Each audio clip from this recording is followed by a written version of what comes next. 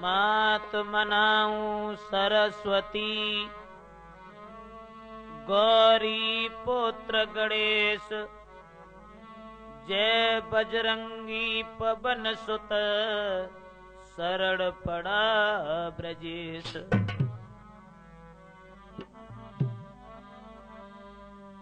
कि गोपाला रे तेरा जगत में प्रकाश है, घट घट में प्रभु जी तेरा वास है। गोपाला रे तेरा जगत में प्रकाश है, घट घट में प्रभु जी तेरा वास है।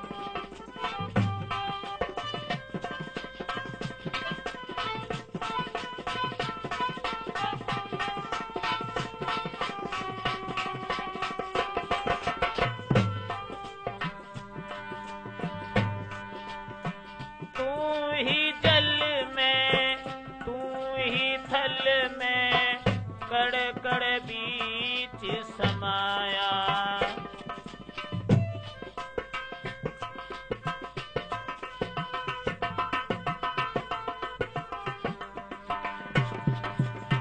तू ही जल में, तू ही थल में, कड़ कड़ बीच समाया।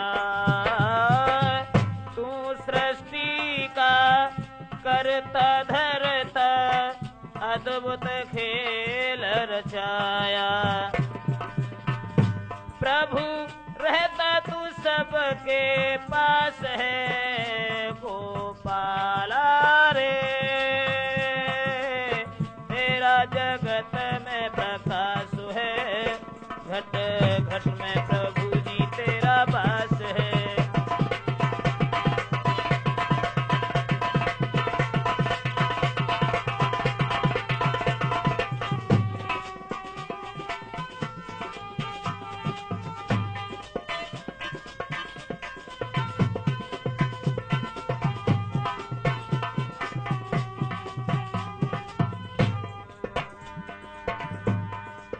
दीन दयालु हे कृपालु, तू सबका रखवाला।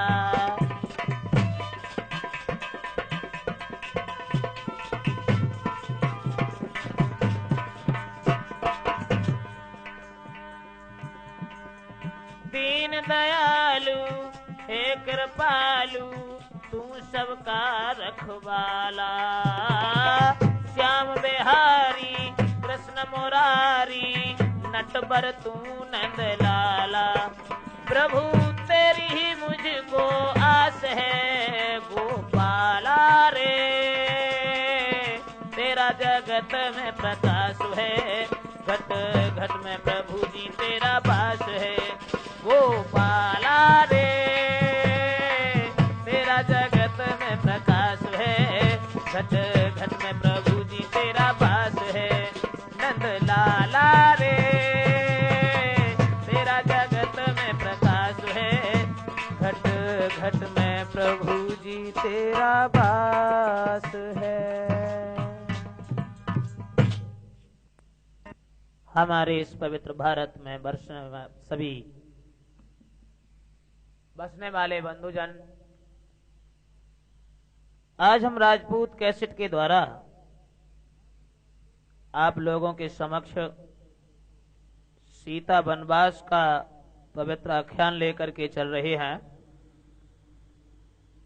जिसे सुनकर के तुम्हें पता चलेगा कि वो भी एक भारत की नारी थी, जिन्होंने कितनी मुसीबतों का सामना किया। दोस्तों, भगवान श्री राम वनवास से जब लौट करके आए हैं, अयोध्या के जब राजा बने हैं, जब इनका राज तिलक किया गया है, उसी दिन से अवध स्वर्ग सा बन गया, पाकर राजा राम आज तलक विख्यात है राम राज्य का नाम। भगवान श्री राम जब से अयोध्या के राजा हुए तो चारों ही वर्ण और आश्रम अपना कर्तव्य पालते थे।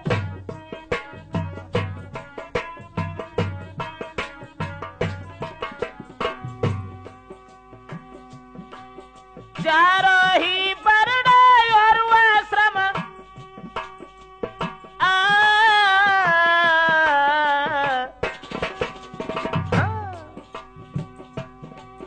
चारों ही वर्ण और आश्रम अपना कर्तव्य पालते थे। राजा क्या गुरु के वचनों को श्रद्धा के साथ मानते थे।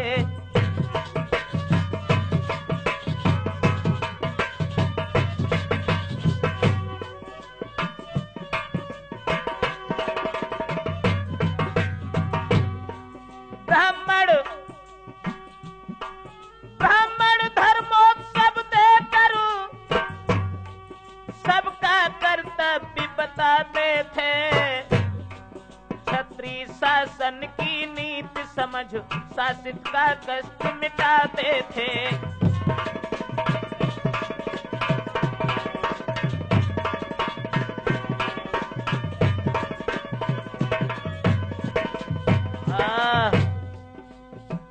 भगवान श्री राम जब से राजा हुए थे और उसी दिन से अयोध्या स्वर्ग के समान बन चुकी थी दोस्तों। जबकि राजा का ये नियम है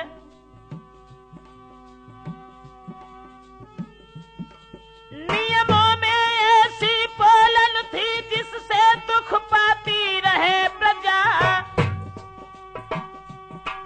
राजा अपना आनंद करे रोती चिल्लाती रहे प्रजा।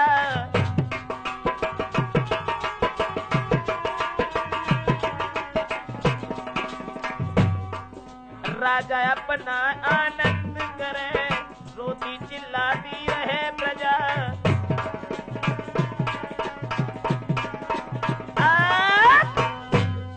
भगवान श्री राम जिस दिन से अयोध्या के राजा बने, अयोध्या स्वर्ग के समान बन गई। सभी प्रजा को जिन्होंने पुत्र के समान वात्सल्य दिया दोस्तों, और प्रजा ने भी महाराज श्री राम को पिता के समान समझा। जबकि विद्वानों का ऐसा मत है कि राजा लोगों में भी 14 दोष बताए गए हैं। और वो 14 दोष कौन कौन से होते हैं शर्मा जी?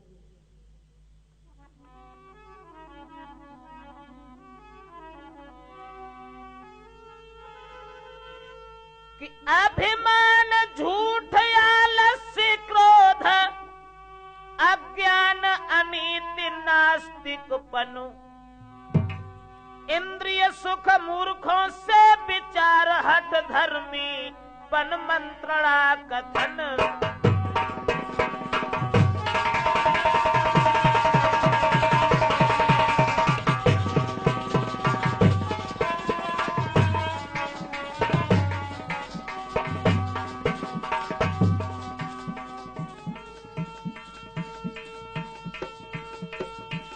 विद्वानों का अपमान और जनमत का अवलेहन करना, अंतिम 14वां विलास भोग मध्याधिक का सेवन करना।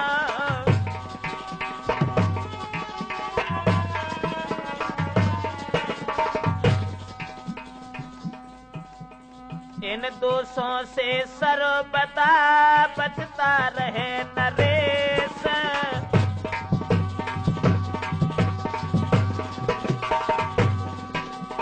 इन दोषों से सर्वदा बचता रहे नरेश। तो उसके राजत्व को माने सारा देश।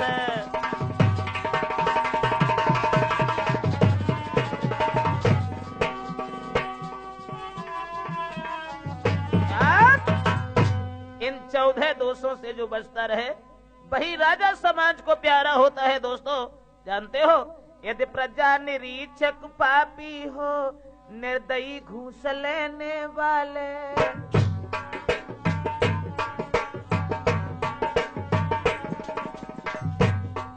यदि गुप्त दूत या बिचारी हो, यदि गुप्त दूत या बिचारी हो, झूठे संदेश देने वाले,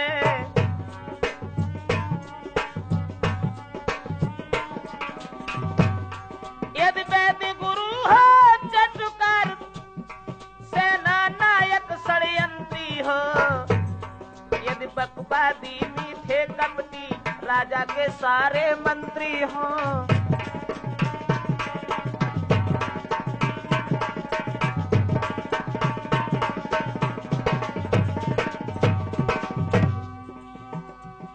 तो निश्चय सारे राज्य सहित वह राजा चौपट होता है। छोटी छोटी भूलों से ही ये दारुण संकट होता है।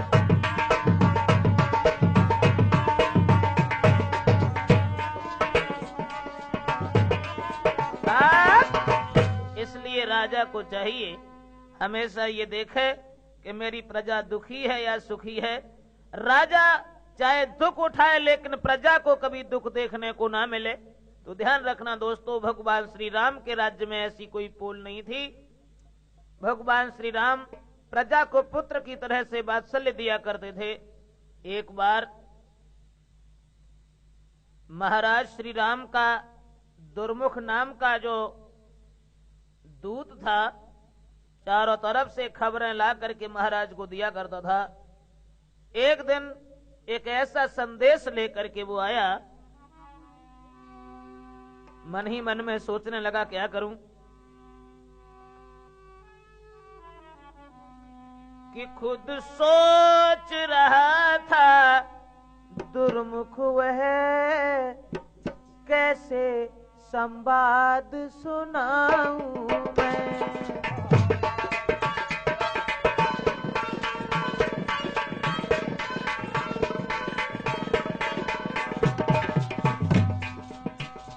कुछ नहीं समझ में आता है, क्यों कर वह वज्र गिराऊं मैं।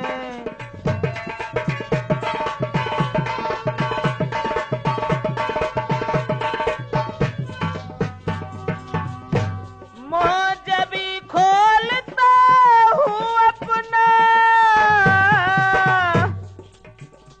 तो हृदय मना कर देता है।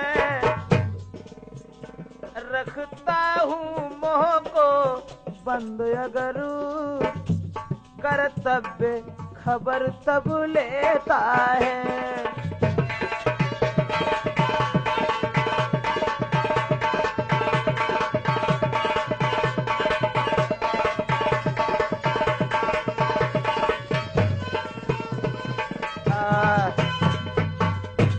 जिस समय देखा है दोस्तों, वो दुर्मुख नाम के दूत ने सोचने लगा ये संवाद में कैसे सुनाऊं। आज भगवान श्री राम के पास में जब पहुंचा है, दोनों हाथ जोड़ के खड़ा हो गया।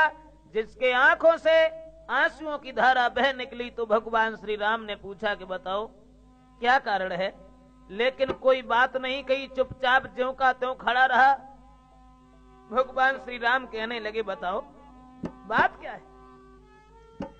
फिर भी मैं आज्ञा देता हूँ, और जो कुछ हो प्रकट जरूर करो। एकांत समय में राम सुने, इस भेदभाव को दूर करो।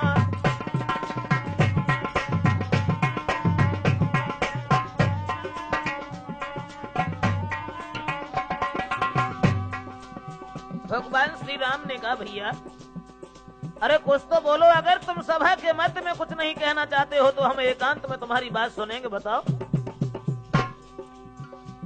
फिर भी मैं आज्ञा देता हूँ, जो कुछ हो प्रकट जरूर करो।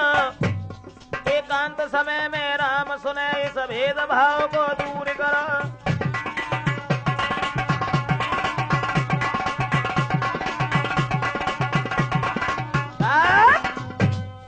जिस समय पूछा भगवान श्री राम ने, बोलिए क्या कारण है। एकांत में जब भगवान मर्यादा पुरुषोत्तम श्री राम पहुंचे हैं तो वो दुर्मुख दोनों हाथ जोड़ करके, जिसके आंखों से आंसुओं की धारा बह रही है दोस्तों, अब क्या हुआ कि रोते रोते दूत तब लगा सुनाने हाल, क्षीर सिंधु में शेष ने दिया हलाहल डाल। कहने लगा प्रभु कि रावण के कारण माता जी जो रही महीनों लंका में,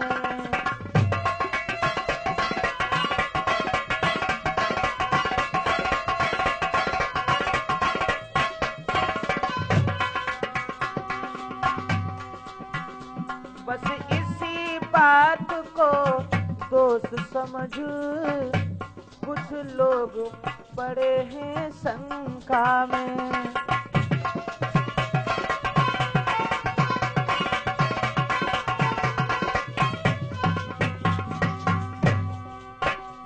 कहते हैं धर्म नीति रक्षक हो,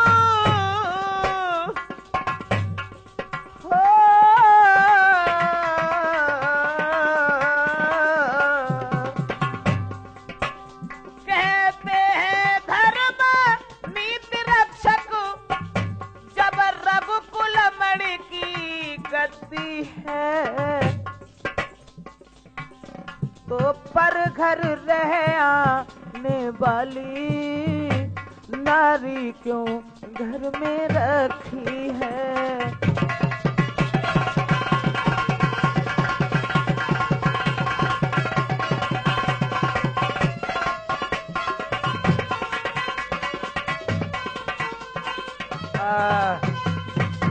दोनों हाथ जोड़ करके जवाब दिया, श्री महाराज, माता जी जो रावण के कारण महीनों तक लंका में रुकी हैं, इसी बात को देख करके कुछ अयोध्या के रोज इस बात को किया करते हैं कि अगर धर्मनीति के रक्षक भगवान मर्यादा पुरुषोत्तम राम है तो दूसरे के घर में रहने वाली स्त्री को अपने घर में क्यों रखा है।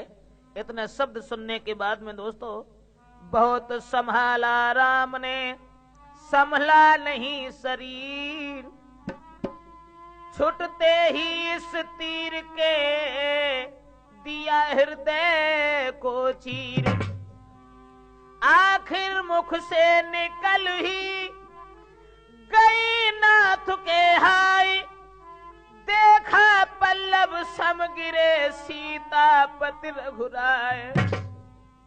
भगवान श्री राम आज अपने भैया भरत के पास में पहुंच करके दोस्तों, भरत भैया को हृदय से लगा करके मर्यादा पुरुषोत्तम राम ने कहा, हे भैया मुझे माफ करना कि हे भैया भरत सत्य ही है, मैं कभी राज के योग्य न था, बनवासी शासन क्या जाने, बनवासी शासन क्या जाने, वह कभी ताज के योग्य न था।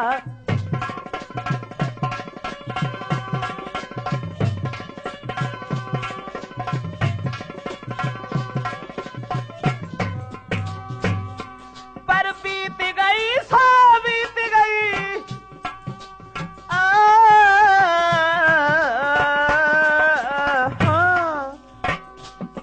पर बीत गई सो बीत गई, अब बिगड़ी बात संभालो तुम,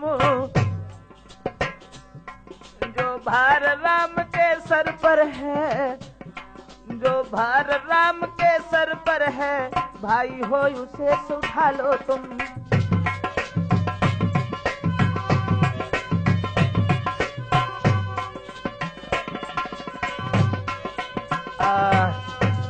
भगवान श्री राम ने अपने लघु भ्राता भरत जी को कलेजे से लगा के कहा, भैया हकीकत तो यही है कि ये बनवासी राज्य का करना क्या जाने, इसलिए अब जो कुछ हुआ वो सब ठीक है, ये अपना राज्य तुम अपने हवाले कीजिए, मेरे सर के भार को उतार करके तुम अपने हाथ में कीजिए।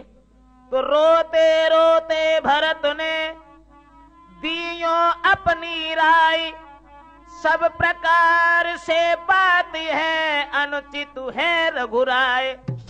हे महाराज, भरत ने आगे बढ़ के दोनों हाथ जोड़े और प्रभु राम से कहा कि संसार कहेगा नारी पर रघुबर ने सिंहासन त्यागा।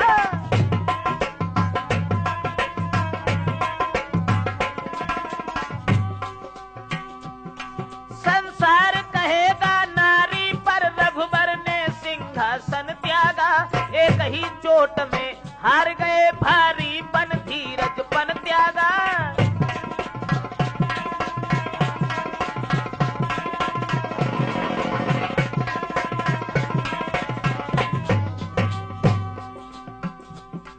इसलिए भैया सबसे बड़ी बात तो एक है, हमको ये राज्य भार देना, बालू की भीत उठाना है।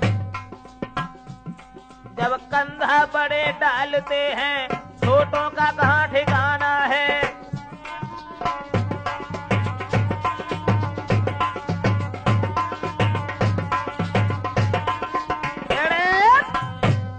खोले तौर जवाब दिया भरत भैया ने कि महाराज जब बड़े ही कंधा डाल रहे हैं तो छोटों का ठिकाना कहाँ लगेगा। इसलिए अगर तुमने इस राज्य को छोड़ दिया तो भी संसार के लोग यही कहेंगे कि एक स्त्री के पीछे भगवान श्री राम ने राजगद्दी को त्याग दिया। लक्ष्मण जी आगे बढ़े और लक्ष्मण जी कहने लगे, भैया एक बात मेरे समझ में नहीं आई।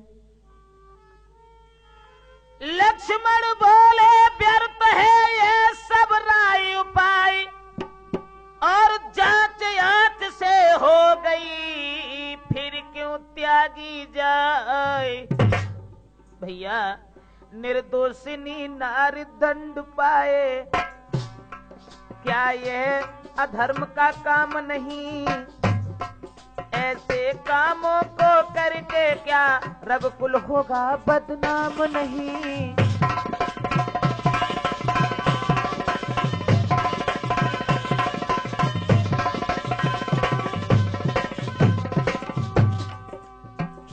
लक्ष्मण जति ने अपने भैया को समझाते हुए बताया कि भैया अबला अर्धांगिनी महासती निर्दोष निकाली जाती है। पृथ्वी आकाश देखते हैं,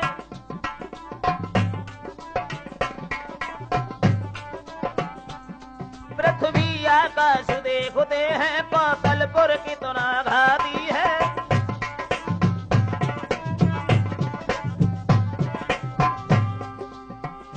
और लक्ष्मण जी कहने लगे, भैया हम तरह तरह की साक्षी से सबको संतोषित कर देंगे। माता में कोई दोष नहीं, ये बात प्रमाणित कर देंगे।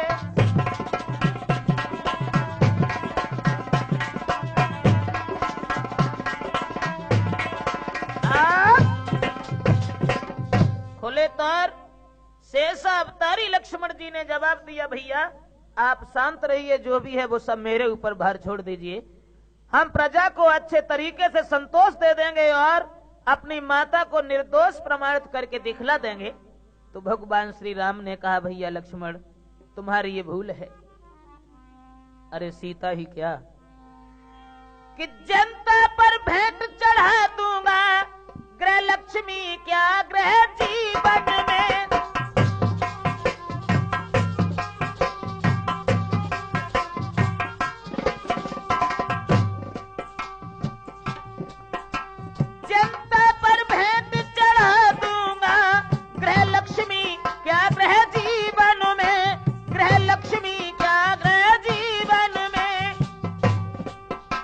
पर उसकी इच्छा के विरुद्ध कर सकता कभी न शासन में।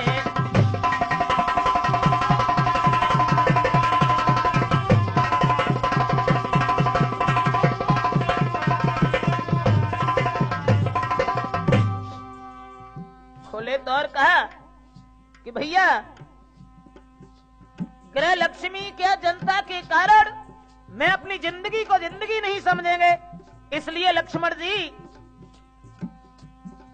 रथ में सीता को बिठला कर वन बीच छोड़ आना होगा, वन बीच छोड़ आना होगा।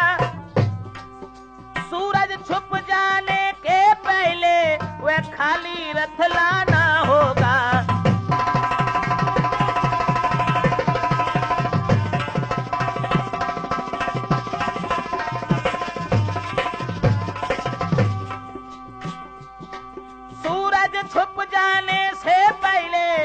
खाली रथ लाना होगा।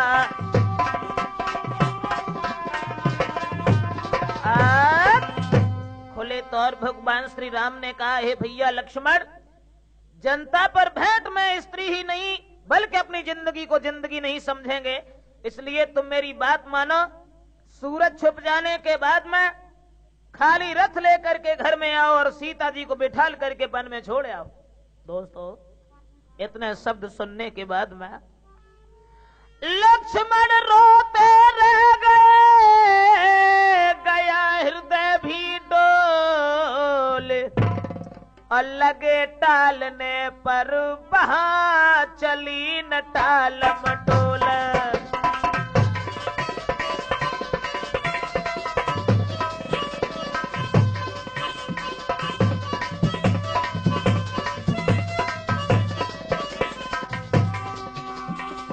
आज्ञा दे रघुबर उठे, किया न और विचार, किया न और विचार।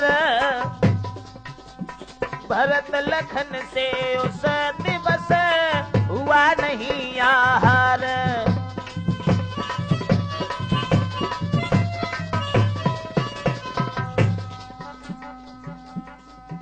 किस भांति आज्ञा का पालन कर डाले आज्ञाकारी है, किस तरह विसर्जन देवी का मंदिर से करें पुजारी है।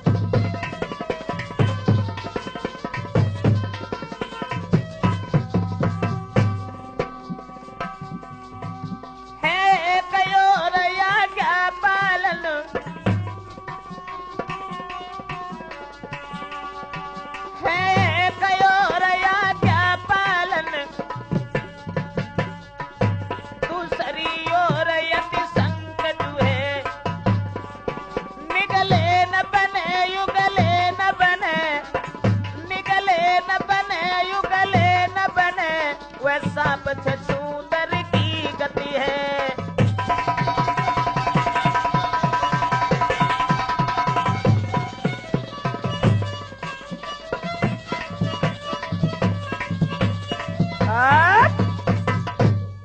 सोचने लगे अब क्या करें, मेरा तो हिसाब वही हो गया, जिस तरीके से सर्प अगर धोखे से छछूंदर को पकड़ लेता है तो न छोड़ने का है न खाने का है। आज भैया की आज्ञा डाल तो नहीं सकते हैं और न सीता जी को वन में छोड़ सकते, हम में क्या करें। सारी रात रोते ही रोते गुजर गई। लक्ष्मण जी को सुबह जगाया और जगा करके भगवान श्री राम ने कहा, हे भैया लक्ष्मण, चिंता न करो भ्राता, मैं स्वयं जानता हूँ सीता निर्दोषिन है, निष्कलंकिनी है, गुड़ खानी है, छत्राणी है, विदुषी है, जनक नंदिनी है।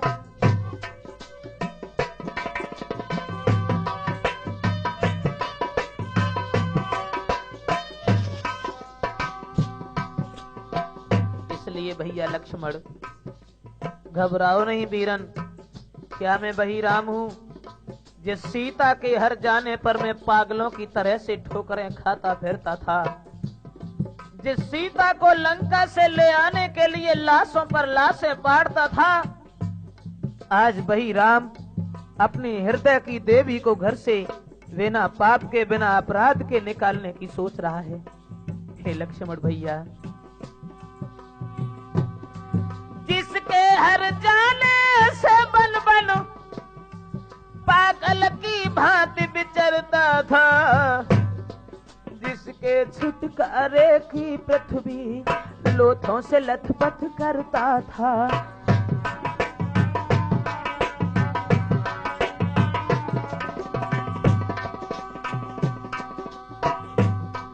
बस उसी प्राण प्रिय भारिया को अब त्रास दे रहा है राघव। मांगलिक समय होने पर भी वनवास दे रहा है राघव।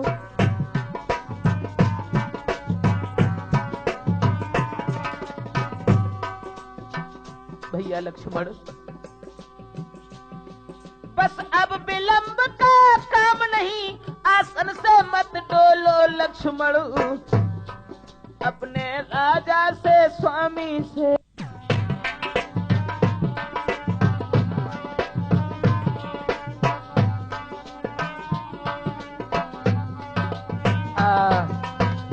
भैया लक्ष्मण, मैं वही राम हूँ जो कि सीता के हर जाने पर पागलों की भांति वन वन में ठोकरें खाता फिरता था, जिस सीता को छुटाने के लिए लंका में लाशों पर लाशें पाड़ता था। आज उन्हीं सीता जी को मैं घर से त्याग रहा हूँ। भैया बोलो, तुम सुबह ही सुबह रथ लेकर के सीता जी को वन में छोड़ के चले आओ। तो ध्यान रखना दोस्तों, जादू था उन्माद था या होनी का फेर, हाँ कहने में लखन को लगी नहीं कुछ देर। इस प्रकार जब कर चुके लक्ष्मण को तैयार, तब पहुंचे रघुवंश मण जनक सुता के द्वार। लक्ष्मण जी को तैयार किया है भगवान श्री राम ने, और सीता जी के पास में जब पहुंचे हैं, सीता जी से खोले तो और जवाब दिया, हे जनक नंदनी, आगे मैं कुछ और लीला करना चाहता हूं।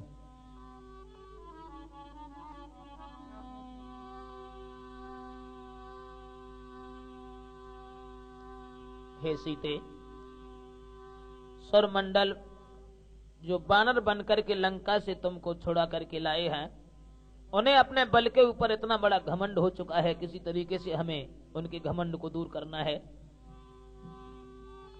इसलिए जनों के स्वार्थ हेतु अब फिर कुछ कर दिखलाना है, वैदेही के बच्चों द्वारा उनका अभिमान मिटाना है।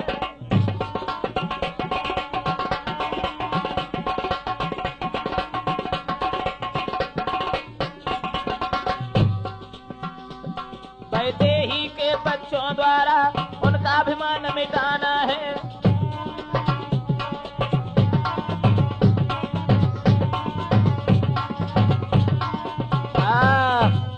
खोले तो और भगवान राम ने कहा कि सीता जी, तुम्हारे बच्चों के द्वारा हमें उन लोगों का घमंड दूर करना है, इसलिए तुम दोबारा फिर यहाँ से अंतर्ध्यान हो जाओ। तो ध्यान रखना दोस्तों, जो आज्ञा कहकर हो गई सीता अंतर ध्यान, छाया ने उस देह में किया निवास स्थान। छाया रूपी सिया से बोले तब रघुनाथ, वन यात्रा प्रात ही जाओ लखन के साथ। तुम ये कह रही थी कि जिंदगी में दोबारा फिर वन विहार हो, रुचती हुई मोतियों की माला से ये मोतियाहार फिर हो, इसलिए तुम्हारी इच्छा पूर्ण करने के लिए मैंने लक्ष्मण जी को तैयार किया है, और सुबह ही सुबह लक्ष्मण जी तुम्हारे पास आ जाएंगे। आएंगे बड़े भोर लक्ष्मण, सेवा में रथ भी लाएंगे।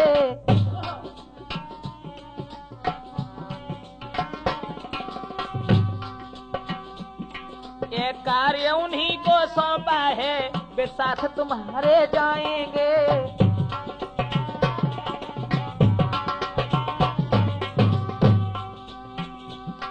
अच्छा अब सीता प्रिय विदा,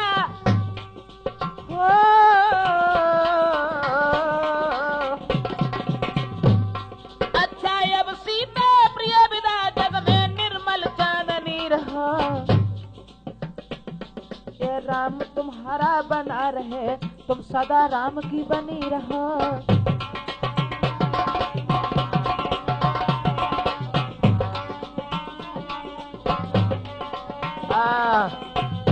भगवान श्री राम ने कहा कि सुबह ही सुबह लक्ष्मण जी आएंगे, उनके रथ पर बैठ करके तुम वन में चली जाना। इस प्रकार कहकर चल दिए व्याकुल दया निधान। नींद न आई रात भर रहा सिया का ध्यान। इधर लखन को भी कटी रोते रोते रात। अरुण शिखा का शब्द सुन जागे जान प्रभात। सुबह ही सुबह लक्ष्मण जी जागे हैं और रथ लेकर के जनक नंदिनी के पास पहुंचते हैं दोस्तों। और सीता जी से जब ये कहा है कि आप चलिए वन की तरफ, तो सीता जी जब रथ में बैठी हैं और रथ में बैठ करके जवाब दिया है, लक्ष्मण जी मैंने ये विनती की थी प्रभु राम से कि महाराज दोबारा फिर मुझे ऋषियों के दर्शन करवा देना। मैंने कहा था कि प्राया में प्रभु से कही दी थी मुझे दर्शन करवाना स्वामी।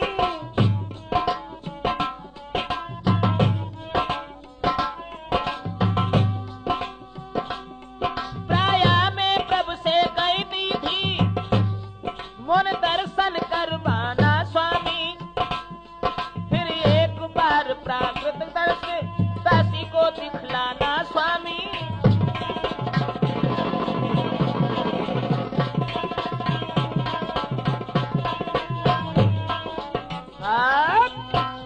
मैं ये कहा करती थी प्रभु राम से कि दोबारा फिर इन ऋषियों के दर्शन करा देना। खैर आज हमारा भाग्य खुल गया। तो रथ लेके जब शेषा अवतारी लक्ष्मण जी चले हैं दोस्तों, प्रकृति नदी में बह रहा रथ व नाव समान, नैनों से तब लखन के बरसा मेघ समान। लक्ष्मण जी के नेत्रों से आंसुओं की धारा बह रही थी। और क्या हालत थी जब सीता जी को रथ में बिठाल करके शेषा अवतारी लक्ष्मण जी चले थे दोस्तों, कि नभ के तारे थे ज्योतिहीन, चंद्रमा उदास हो रहा था।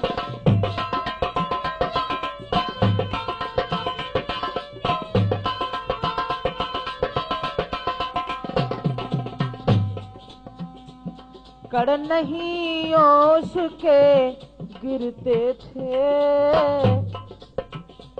कड़ नहीं ओस के गिरते थे, पृथ्वी पर व्योम रो रहा था।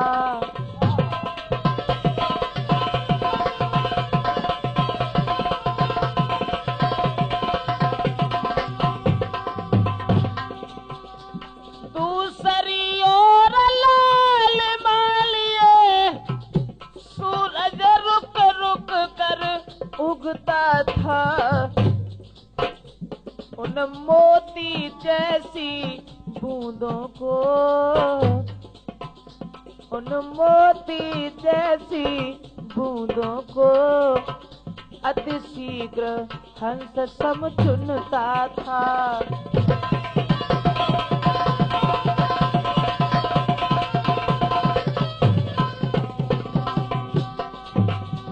पुष्पों के तल वृक्षों को तज, रथ पथ पर स्वयं बिखरते थे, पक्षी अपने मीठे सुर से माता का आदर करते थे।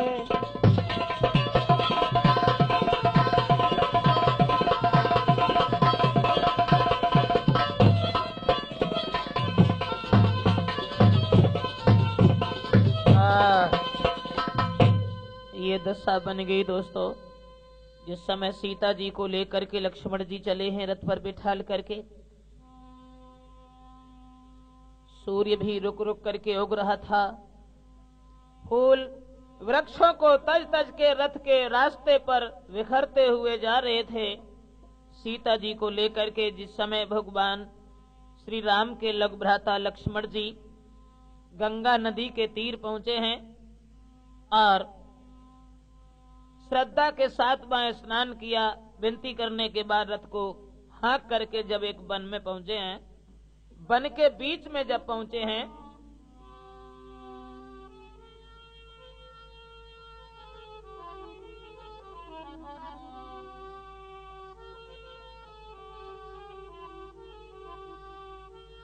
कहने को वह बन बीहड़ था,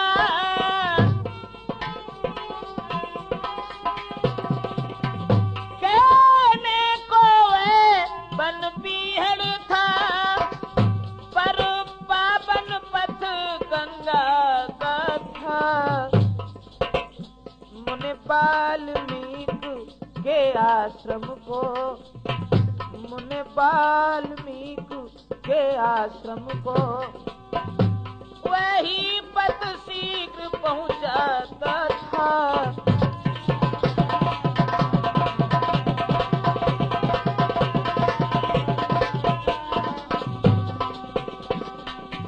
ऊंचे नीचे खड्डे जग के, ऊंचे नीचे खड्डे जग को, उन्नति अपनति दिखलाते थे। रथ के पहिए गिरते पड़ते, जीवन को चल दिखाते थे।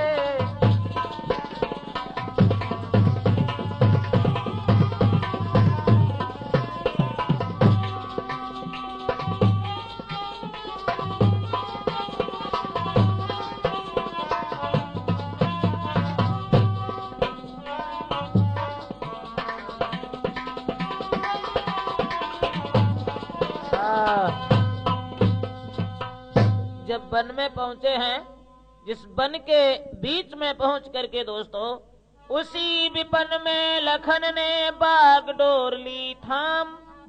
रथ से नीचे उतर कर मां को किया प्रणाम। रो उठे शिशुवत तुरत वही अश्रु की धार। इस घटना से सिया भी बोली धैर्य विसारी। सीता जी ने जिस समय लक्ष्मण जी को रोते हुए देखा तो सीता जी ने पूछा, बेटा क्या कारण है लक्ष्मण?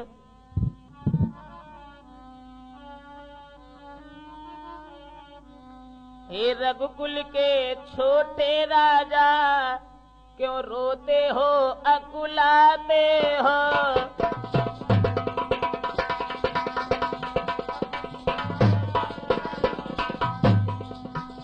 अपनी छत्राणी भावज में क्यों करुणा रस उपजाते हो?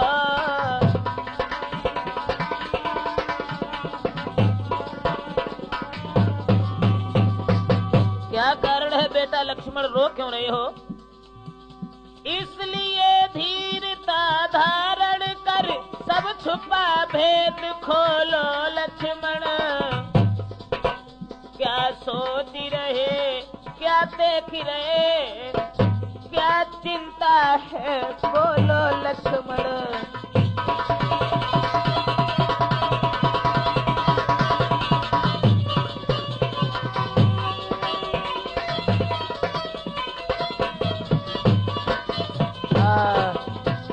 क्या कारण है बेटा लक्ष्मण, बोलो बात क्या है? तो इतने शब्द सुनने के बाद में वन के बीच में शेषा अवतारी लक्ष्मण जी फूट फूट के रोने लगे और रो करके जवाब दिया, है मैया क्या बताऊं कि अच्छा होता यदि लंका में सो जाता शक्ति बाण से मैं, या रावण के रण सागर में धो लेता हाथ प्राण से मैं।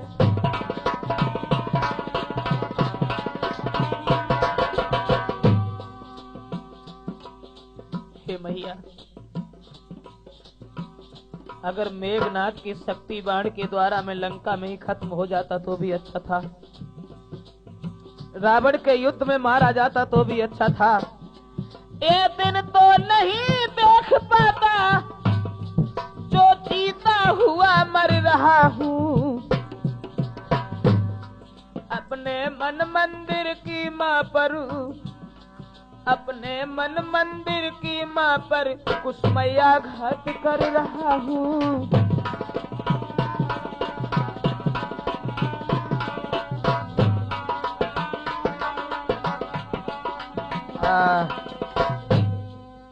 खोले तो और लक्ष्मण जी ने कहा कि मैया तो भी अच्छा था जो मैं रावण के युद्ध में लंका में मारा जाता, तो ये दिन तो देखने के लिए मुझे नहीं मिलता।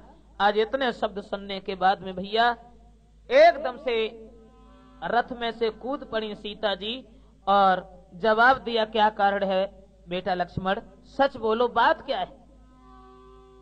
तो लक्ष्मण जी रो करके कहने लगे, मैया बात केवल एक है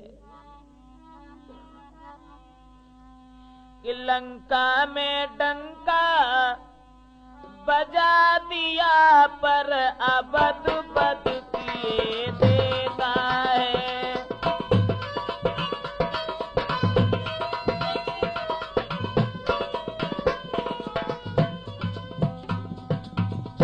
वह बास अशोक वाटिका का सारे शोकों का नाता है।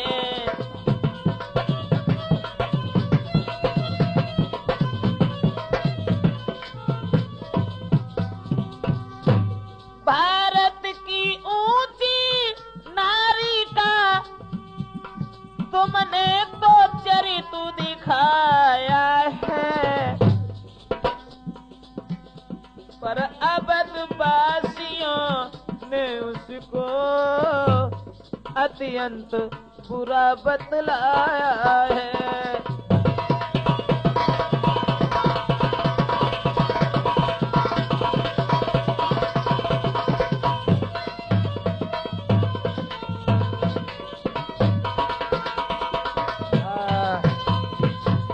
रोते हुए लक्ष्मण जी ने जब ये कहा है कि महीनों तक तुम रावण के यहाँ जो लंका में रही हो, इसी कारण अयोध्या के लोग कुछ शंका में पड़े हैं, इसलिए भैया राम ने तुम्हें वन में भिजवाया है। तो लक्ष्मण जी के ऐसे शब्द सुनने के बाद में सीता जी ने पूछा, बेटा खोले तो और बताओ बात क्या है। मैं आज्ञाकारिणी कहला करो और अब तक आज्ञा की भूखी थी, बड़ भागिन हूँ इस आज्ञा से खिल गई कले ये सूखी थी।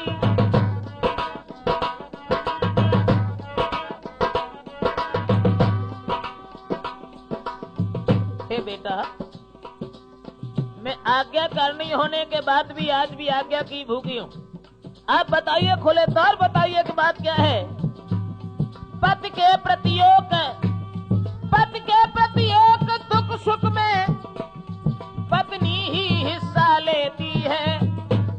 सीतापन का संकट सहकर उसको यथ शासन देती है।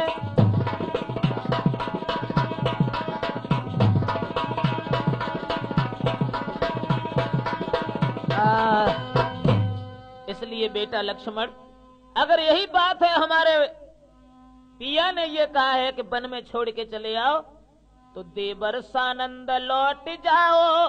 प्रभु से प्रणाम कहना मेरा, प्रभु से प्रणाम कहना मेरा। साथ ही साथ इतना संदेश उन चरणों में रखना मेरा।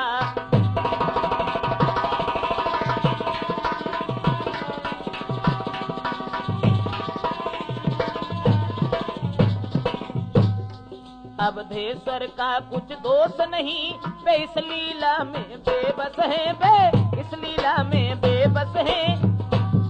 सीता सब जगह उन्हीं की है, वे ही सीता के सर्वस्व हैं।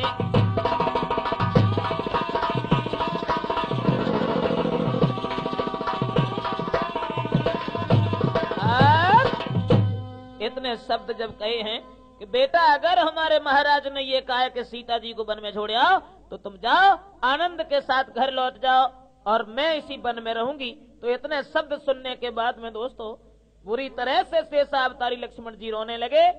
ये सुनते ही रोए उठे तो वे छोटे रघुराई, फिर बोले किसका अबध और कौन अबध खो जाए। हे मैया, 14 वर्षों तक मैं तुम्हारे साथ वन में रहा, भाई की सेवा में रहा, इसलिए मैया मेरा तो केवल एक ही कहना है कि 14 वर्षों तक साथ रहा जैसे भाई की सेवा में, और वैसे ही फिर भी हूँ तत्पर अपनी माता की रक्षा में।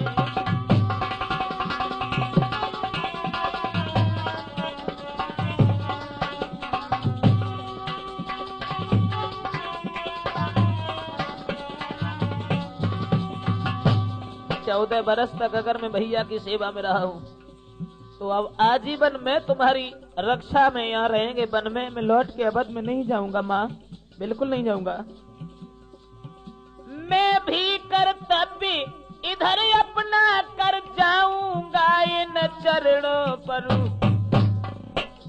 सेवा व्रत पूरा पालन कर, मर जाऊंगा इन चरणों पर।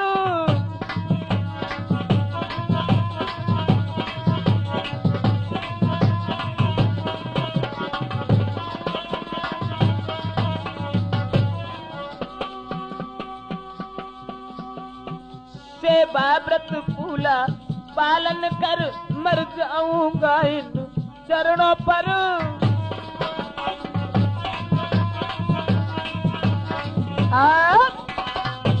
खुले तौर जवाब दिया, मैया मैं लौट के अवध में नहीं जाऊंगा, बिल्कुल नहीं जाऊंगा।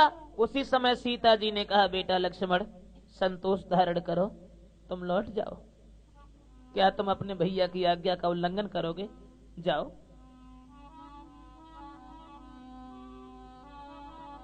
दोस्तों, इस प्रकार आशीष दे माता उठी तुरंत, विदा किया श्री लखन को समझा करवती अंत।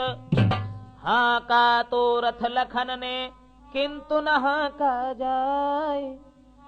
शक्तिहीन घोड़े हुए पांव न उठते हाय। जैसे तैसे आ गए अवध सुमित्रा लाल, तज रथ भाई के निकट पहुंच गए तत्काल। जैसे ही भगवान राम के पास लक्ष्मण जी पहुंचे तो राम आंखों से आंसू बहाने लगे और रो करके एकदम से पूछा, हे भैया लक्ष्मण तुम अकेले क्यों आए हो यहाँ? सीता कहाँ है? कि ज्यों ही लक्ष्मण पर दृष्टि पड़ी, चौंके फिर बोले सिया कहाँ।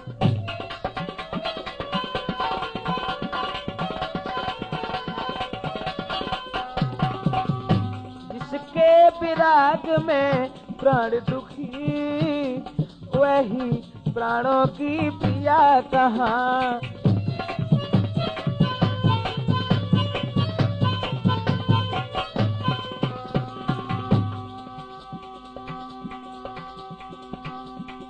लक्ष्मण जी सीता कहाँ है? सीता कहाँ मैं पूछता हूँ। लक्ष्मण जी मैं जानता हूँ हे भैया, लखन भ्रात तुम सखा तुम, और तुम ही प्रिय हृदय सु। आज हृदय की कहेगा तुमसे ये अब भेसु। दो फूल एक डाली पर थे, कुछ खुले हुए कुछ खिले हुए।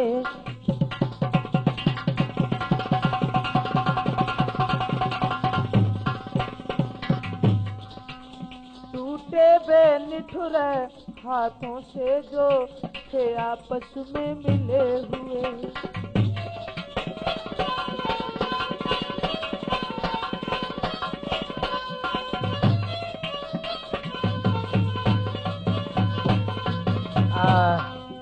खुले तौर जवाब दिया भगवान राम ने, सीता कहाँ है? मैं पूछ रहा हूँ सीता कहाँ है? क्या तुम उन्हें वन में छोड़ के चले आए लक्ष्मण? लक्ष्मण ने कहा, भैया माफ करना, आपकी तो आज्ञा थी कि उन्हें वन में छोड़ के चले आना। इधर बधाई लखन ने ज्यों त्यों प्रभु को धीर, उधर सिया के हृदय में उठी बिरह की पीर। दोस्तों, जब तक लक्ष्मण जी वन में मौजूद थे, वो रथ वन में मौजूद था, तब तक सीता जी शांत बनी रही। उन्हें ये मालूम पड़ता था कि मेरा सारा खानदान यहाँ पर है। लेकिन लक्ष्मण जी के चले जाने के बाद में रथ सहित लखन जी थे जब तक, और तब तक कुछ दबी रही ज्वाला। जब रथ नैनों की ओट हुआ भैरा कर भवती उठी ज्वाला।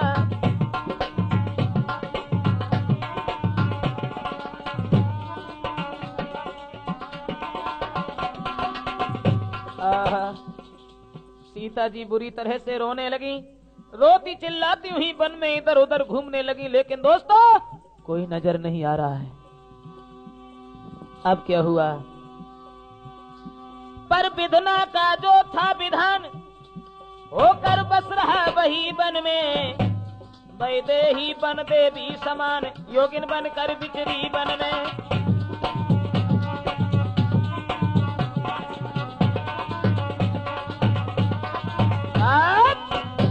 सीता जी आज योगिन की तरह से इधर उधर चारों तरफ घूम रही हैं दोस्तों, लेकिन कोई नजर नहीं आ रहा है।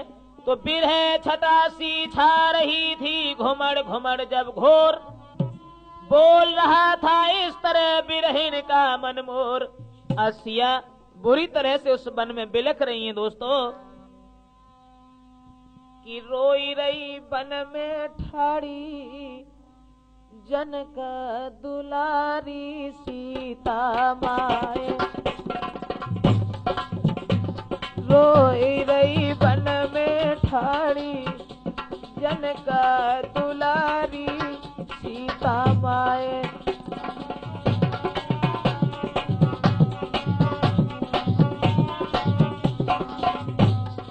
करो न लक्ष्मण ने अंधेर, तू किरे नाहर चीते शेर।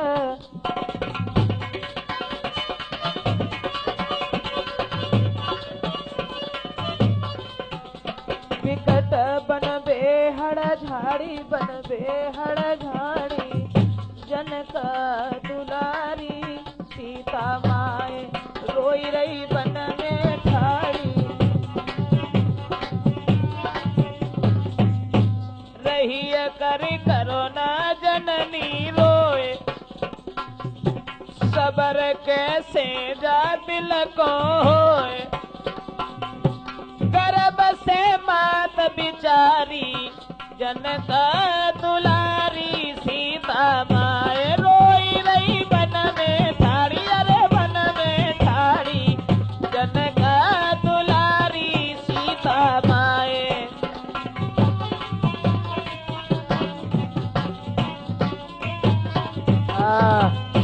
सीता जी बुरी तरह से वन में बिलख रही हैं दोस्तों, लेकिन किसी तरीके से जब कोई पेश नहीं गई तो सीता जी आज गंगा जी के किनारे पहुंची हैं और आत्महत्या करने के लिए जब आगे को बढ़ी हैं, मन ही मन में सोचती जाती हैं, परमात्मा जिंदगी में शायद है कि मैंने कभी सुख नहीं पाया। बर बरने है तो स्वयंवर में पहले ही पितु का त्रास हुआ, फिर ज्यों ही ससुराल आई पति प्रियतम का बनवास हुआ। रानी बनते तपस्विनी बनी, कुटिया में रही महिल बदले, जिस पर भी नहीं विधाता के काले काले बादल बदले।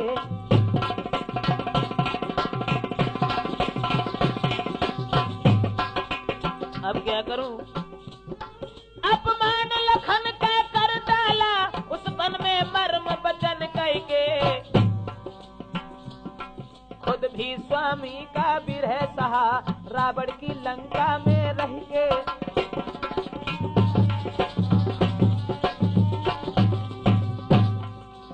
इन्हीं विचारों में हुई जब अत्यंत अधीर, आत्मघात करने चली तब लंका के तीर।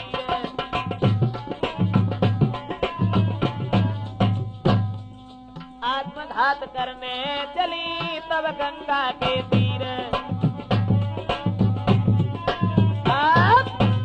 जैसे ही आज गंगा में कूदने के लिए आगे को बढ़ी है, तब तक पीछे से आवाज आई, ठहर जा लड़की। और जब पीछे मुड़ के सीता जी ने देखा तो क्या देखा कि वाल्मीकि जी आ रहे हैं।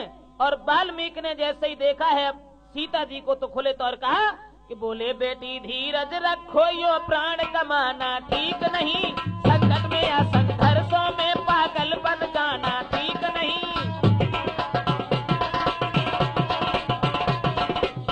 दोस्तों, सीता जी को साथ में लेकर के आज ऋषि वाल्मीकि जी अपनी कुटिया पर पहुंचे हैं और इस तरीके से सीता जी वाल्मीकि के आश्रम पर पहुंच जाती हैं।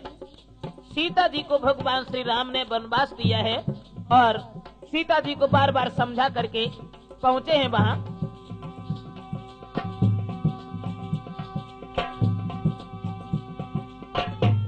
चिंता को छोड़ चले आश्रम, रहने को कुटी बना दूंगा, महलों की शोभा मान सहित फिर महलों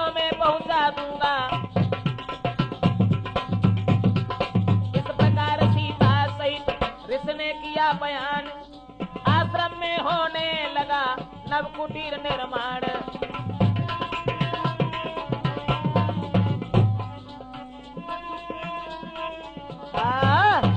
सीता को नाना प्रकार से समझा करके ऋषि वाल्मीकि जी सीता जी को लेकर के साथ में और अपने आश्रम पर पहुंचे हैं, जिनका नाम बदल करके वन देवी नाम रखा गया।